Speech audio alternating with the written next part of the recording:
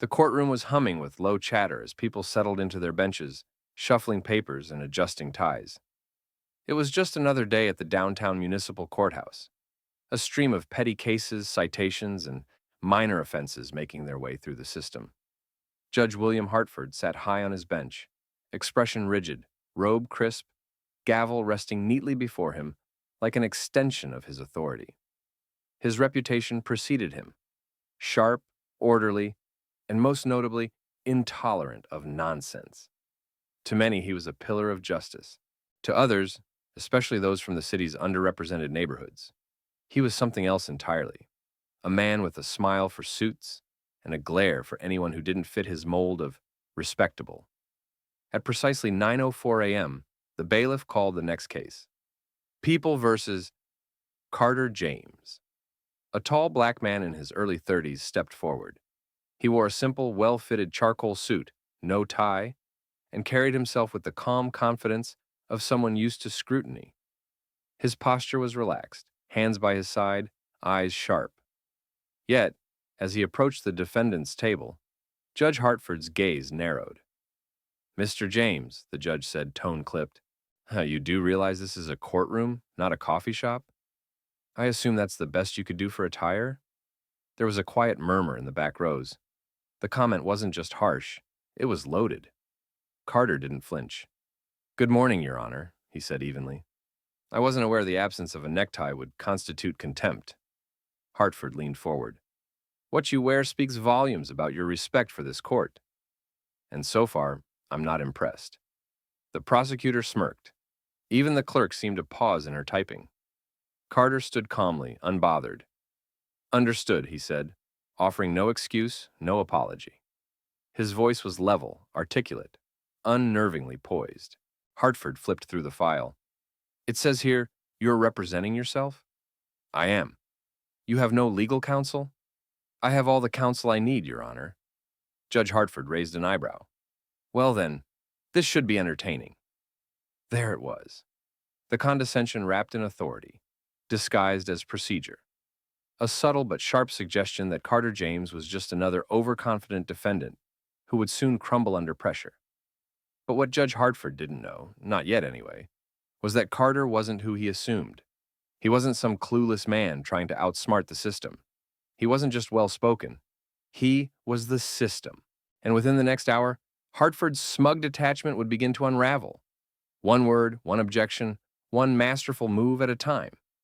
The courtroom didn't know it yet, but the man standing at that table was about to flip the entire room on its head. The courtroom settled into silence as the judge called the hearing to order. Carter James stood alone at the defense table, but he looked more prepared than most attorneys Hartford had seen that morning. No stack of crumpled papers, no confused glances, just a single leather folder, which he opened with precision. Still, the judge leaned back with visible skepticism, resting his chin in one hand, ready to watch the man before him stumble. "Mr. James," Judge Hartford said, "you are here today to respond to a citation for obstruction of traffic during a scheduled protest. You've waived legal counsel and chosen to represent yourself. Would you like to enter a plea?" Carter didn't hesitate. "Not guilty, Your Honor. And I'd like to request immediate dismissal on the grounds that the citation was issued without legal cause and in direct violation of my First Amendment rights." There was a pause. Hartford blinked once, clearly not expecting such a direct, well-worded response. "Interesting," he muttered. "And on what basis do you claim the citation was unlawful?" Carter lifted a single page from his folder. "According to City Ordinance 47B, permits for peaceful assembly are required only when a group exceeds 50 individuals and intends to disrupt vehicle traffic on a major arterial route. The protest in question was attended by 37 people, remained entirely on the sidewalk, and lasted under 20 minutes. No vehicular traffic was impeded, and there were no complaints from adjacent businesses." He handed the page to the clerk, who passed it to the judge. Hartford scanned it, his face unreadable. "And you acquired this information how, exactly?" "I helped draft the ordinance when I served on the City Council's Legal Advisory Board 4 years ago," Carter replied calmly. "The language was meant to prevent abuse of police discretion in low-impact demonstrations. I also have surveillance footage and statements from 3 witnesses, including a traffic officer who was present and made no effort to issue a citation at the time. Whispers erupted in the gallery. The smirk on the prosecutor's face vanished. Hartford's posture shifted, not dramatically, but enough for Carter to notice. The judge looked at him more closely now, as if seeing the man standing before him for the first time. He picked up his gavel, tapped it once, and shot a sharp glance at the crowd. This courtroom will remain silent. He turned back to Carter. Mr. James, are you attempting to lecture the court on its own statutes? No, Your Honor, Carter said, still polite but unwavering. I'm reminding the court of its duty to apply them equally. For a moment, Hartford said nothing. His jaw worked slightly, and he studied Carter the way a man might examine a chessboard after underestimating his opponent's opening move.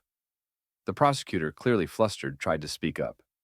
Your Honor, I believe the defense is— The defense, Hartford interrupted, has submitted a compelling argument. Another pause. Mr. James, the judge finally said, slower now, would you mind stating for the record your current occupation? Carter nodded. Certainly. I'm Deputy Director of Civil Rights Compliance for the Department of Justice Eastern District. My team oversees municipal enforcement of federal protest and assembly protections. A hush dropped like a curtain. And just like that, the room shifted. Hartford sat frozen, lips parted but no words emerging. The man he tried to dress down, publicly, was not only more qualified than half the attorneys in the building. He worked for the very agency that could audit this courtroom's rulings. The silence in the courtroom stretched longer than it should have.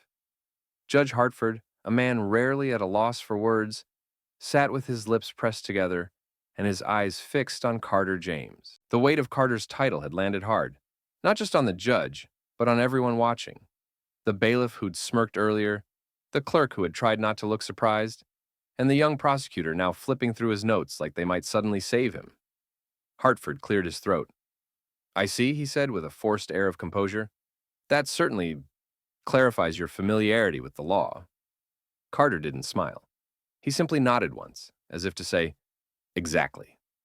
The judge turned to the prosecutor, who was already rising from his chair. Your Honor, in light of this new information, the people would be open to a motion to dismiss. Carter spoke before he could finish. Respectfully, Your Honor, I'd prefer this not end quietly. I'd like it noted for the record that the citation issued against me was not only baseless, but part of a pattern. Hartford raised an eyebrow. A pattern? Yes, Carter replied. In the last 18 months, over 60 citations for minor infractions have been issued during peaceful protests in this district. The majority were handed to black and brown citizens, many of whom were later released without charge, but not before being forced into court appearances, fees, and missed work. I have names, dates, and copies of all citations. I'd like them entered into the record.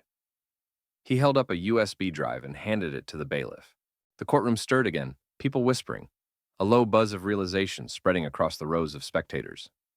Judge Hartford's jaw tightened. Mr. James, are you suggesting that this courtroom is engaging in discriminatory enforcement? Carter looked directly at him. I'm not suggesting anything. I'm stating a fact supported by your court's own records. Whether the bias is systemic or personal, I leave that to the ethics board. Now the shift was undeniable. Hartford's gavel remained untouched. His face, typically smug with control, showed the subtle strain of a man forced to reckon with something long, buried under layers of authority. Accountability? Your Honor, Carter added, I also submitted a formal DOJ inquiry yesterday morning. A compliance review will begin within 10 business days. The clerk looked up sharply. The prosecutor sat back down, defeated. And Judge Hartford, caught in a storm he never expected, finally realized this wasn't just about a single citation or a man without a tie. This was about power misused, assumptions made, and the painful lesson that sometimes the man you try to belittle in front of a courtroom is the one holding the keys to your audit. The courtroom remained tense, even after Judge Hartford banged his gavel to call a brief recess. No one spoke as Carter gathered his documents and returned them to his leather folder, his movements slow and deliberate. The spectators lingered in their seats, whispering to one another, eyes following him as he walked out of the courtroom and into the hallway. Carter could feel the shift, the sudden realization that he wasn't just another defendant fighting to keep his record clean. He was a storm in a tailored suit, and the system had just been caught in the rain. Outside, a young black law student named Jordan, who had been quietly observing the case from the gallery, caught up with him. "Mr. James," he said, nearly breathless, "that was incredible. I've never seen anyone stand up to Hartford like that, let alone hold the room with that kind of presence." Carter looked at him with a quiet smile. "Appreciate it," he said, "but don't be too impressed. It shouldn't take a DOJ title to be treated with respect in court." Jordan nodded slowly, the weight of that truth hitting him hard. Back inside, Judge Hartford returned to chambers, visibly shaken. He shut the door, leaned against it for a moment, and ran a hand over his face.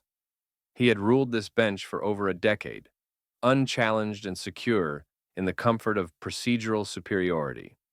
His courtroom had been his stage, his voice, final. But Carter James had shattered that illusion. The balance of power had tipped, and Hartford was left confronting the one thing he had spent his career ignoring, his own reflection in the mirror of systemic bias. Meanwhile, word of the confrontation was already spreading. Court staff texted friends. A paralegal who had filmed part of the hearing under the bench quietly uploaded a clip to social media. Within the hour, local news outlets picked up the story. DOJ official schools, judge in his own courtroom. The clip showed Carter speaking calmly, the judge frozen in response. The comment sections were flooded with praise, outrage, and disbelief. People who had experienced similar treatment in court finally saw someone push back and win. When the hearing resumed, the energy in the room had changed completely. Carter stood tall at the defense table, while Judge Hartford returned to the bench more cautiously than before. He cleared his throat, face red with the weight of unwanted attention. "Mr. James," he began, "I've reviewed your motion and the material submitted. In light of your evidence, the court grants your request for dismissal. This matter is now resolved." But Carter didn't move. He stood still, hands folded in front of him.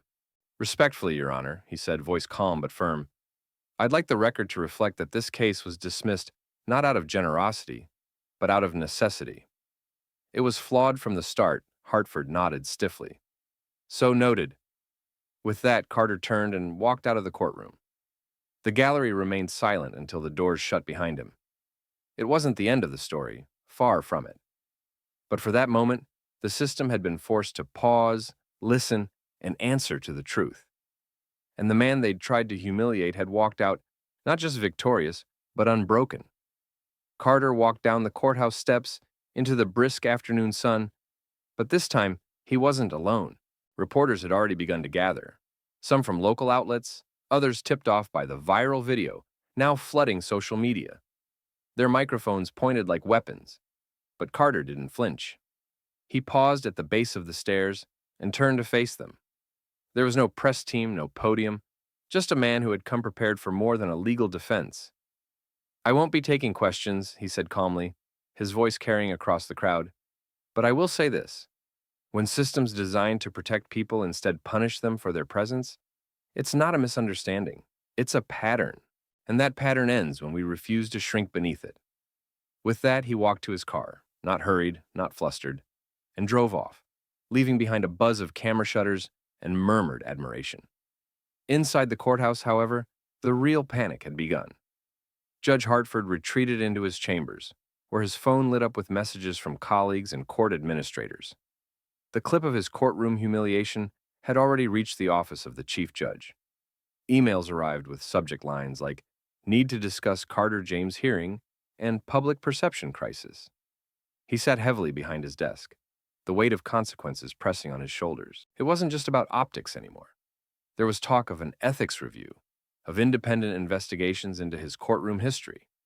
And for the first time in years, he felt the sharp sting of accountability. Meanwhile, Carter arrived at a modest but modern building tucked in the heart of the city. Inside, a team of civil rights analysts greeted him with restrained smiles and knowing nods. They had watched the video too. They knew this wasn't just about one citation or one judge.